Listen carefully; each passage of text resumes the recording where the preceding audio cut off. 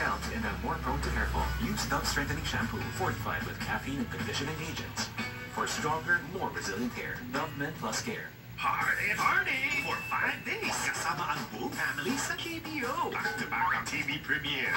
Alright. Present sa lahat ng get-together in search of her significant other. I'm just a girl asking you to love her. Mag-end up kaya with each other, Kim Molina and Kit Thompson in Mall Nights. Sa isang out-of-town summer getaway, mamimit si Bae, Oh, yes.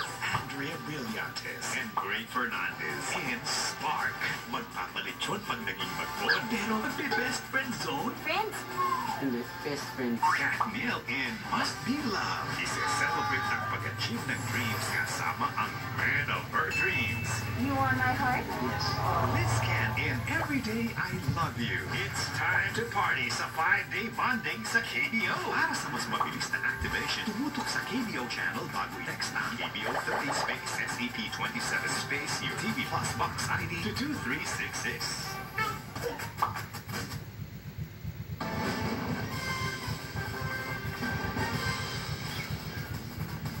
Patay ang 5 hinihinalang miyembro ng Candelaria Robbery Hold-Up Gang matapos makipagparilan sa mga pulis sa Parañaque kagabi. Nagpapatrol si Rome Lantin. Bandang alas 9 kagabi na uwi sa barilan ang dapat sanang entrapment operation sa mga miyembro ng Robbery Hold-Up Gang. Sa police report, una nang naaresto ang 2 miyembro ng grupo na sina Joseph Candelaria at Nazan Albao at nakuha ng mga baril sa Macapagal Avenue bandang alas 2 ng hapon. Ginamit silang tulay ng mga pulis para matuntun ang iba pang kasabwat.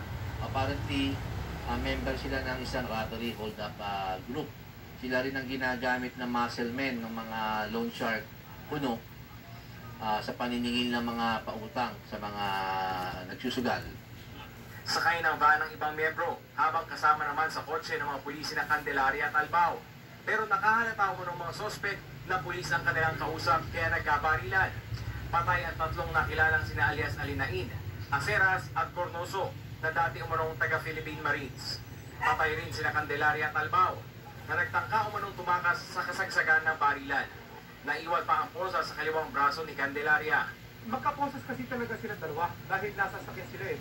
Pero nung inimit na yung 3, tinanggalan na yung posas ng isa para imit. So siyempre yung isa naman, nasa isang kamay pa rin.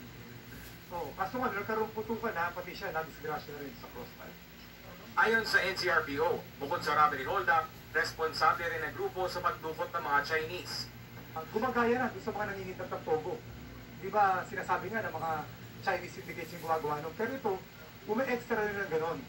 Na-recover sa enkwentro ang 5 baril. Pinagahanap na rin ang nakatakas sa driver ng van na si alias Laiko. Jerome Lantin, ABS-CBN News. Hindi nakadalo si Pangulong Rodrigo Duterte sa change of command ceremony ng Armed Forces of the Philippines sa Camp Aguinaldo kaninang hapon. Si Defense Secretary Delfin Lorenzana muna ang kumatawan sa Pangulo sa event na dinulahan din ni Vice President Leni Robredo. Pinalitan ni Lieutenant General Noel Clement si General Benjamin Madrigal na umabot po sa retirement age na 56. Sa kanyang talumpati, pinasalamatan ni Clement si Pangulong Duterte sa pagkakatalaga sa kanya. Ipinangako rin niya magtatrabaho para masugpo